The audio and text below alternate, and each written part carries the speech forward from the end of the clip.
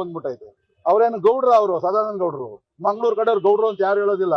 ಏನಿದ್ರು ನಮ್ಮ ಹಳೆ ಮೈಸೂರು ಪ್ರಾಂತವ್ರನ್ನೇ ಒಕ್ಕಲಿಗರು ಅಂತ ಹೇಳ್ತಕ್ಕಂಥದ್ದು. ಜೈ ಶ್ರೀ ಗುರುದೇವ್. ಬೆಂಗಳೂರಿನ ಯಲಹಂಕ ಶಾಸಕರಾಗಿರ್ತಕ್ಕಂತಹ SR ವಿಶ್ವನಾಥ್ ಅವರು ಈ ಮಂಗಳೂರಿನವರು ಎಲ್ಲ ಗೌಡ್ರುಗಳು ಒಕ್ಕಲಿಗರೇ ಅಲ್ಲ ಅಂತಕ್ಕಂತಹ ಒಂದು ಮಾತನ್ನು ಹೇಳಿದ್ದಾರೆ.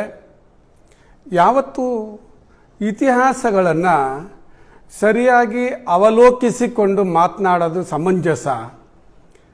ಯಾವುದೋ ಅವರ ಸ್ವಾರ್ಥಕ್ಕೋಸ್ಕರ ಈ ಸಮುದಾಯವನ್ನು ಸಮಾಜವನ್ನು ಎಳೆದು ತರುವಂಥದ್ದು ಸಮಂಜಸವಲ್ಲ. DV ಸದಾನಂದ ಗೌಡರು ಈ ಭಾಗದ ಗೌಡ್ರುಗಳಾಗಿದ್ದುಕೊಂಡು ಒಕ್ಕಲಿಗರ ಧೀಮಂತನಾಗಿದ್ದುಕೊಂಡು ಬೆಳೆದಿರ್ತಕ್ಕಂಥ ಒಬ್ಬ ವ್ಯಕ್ತಿ. ವೈಯಕ್ತಿಕ ವಿಷಯಗಳನ್ನು ಸಮಾಜಕ್ಕೆ ಎಳೆದು ತರ್ತಕ್ಕಂಥದ್ದು ಸಮಂಜಸವಲ್ಲ. ಇದು ಬಾಲಿಶ ಹೇಳಿಕೆಗಳೇನಿದಾವಲ್ಲ, ಈ ಬಾಲಿಶ ಹೇಳಿಕೆಗಳಿಂದ ಸಮಾಜದಲ್ಲಿ ಕಲುಷಿತವಾಗಿರ್ತಕ್ಕಂತಹ ವಾತಾವರಣಗಳು ಸೃಷ್ಟಿಯಾಗ್ತಾ ಇದೆ.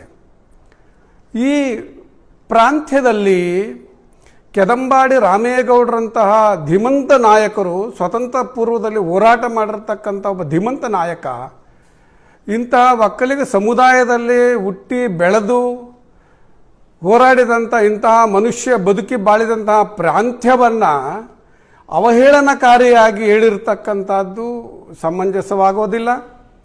ಅದರಿಂದ ಈ ಒಂದು ಮಂಗಳೂರಿನಲ್ಲಿ ಒಕ್ಕಲಿಗರು ಎಲ್ಲ ರೀತಿಯ ಪ್ರಭೇದಗಳಲ್ಲಿದ್ದಾರೆ.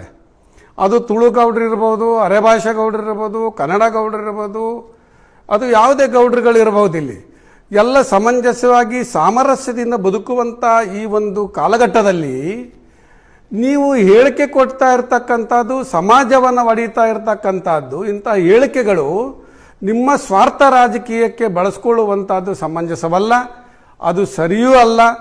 ಅದರಿಂದ ಈ ಹೇಳಿಕೆಗಳನ್ನು ಈ ರೀತಿ ಮುಂದುವರೆಸಿದ್ದೇ ಆದರೆ ಇಲ್ಲಿಯ ಭಾಗದ ಎಲ್ಲ ಧೀಮಂತ ನಾಯಕರು ಮುಂದಿನ ಹೋರಾಟಗಳನ್ನು ನಿಮಗೆ ಯಾವ ರೀತಿ ಮಾಡಿ ತೋರಿಸ್ತಾರೆ ಅಂತಕ್ಕಂಥದ್ದನ್ನು ನೀವು ನೋಡಬೇಕಾದೀತು. ಅದರಿಂದ ಇಲ್ಲಿರ್ತಕ್ಕಂಥ ಎಲ್ಲ ಗೌಡ್ರುಗಳು ಒಕ್ಕಲಿಗರಿಗೆ ವಿನಃ ಬೇರೆ ಯಾರೂ ಅಲ್ಲ ಅಂತಕ್ಕಂಥದ್ದನ್ನು ಹೇಳಲಿಕ್ಕೆ ನಾನು ಬಯಸ್ತೇನೆ.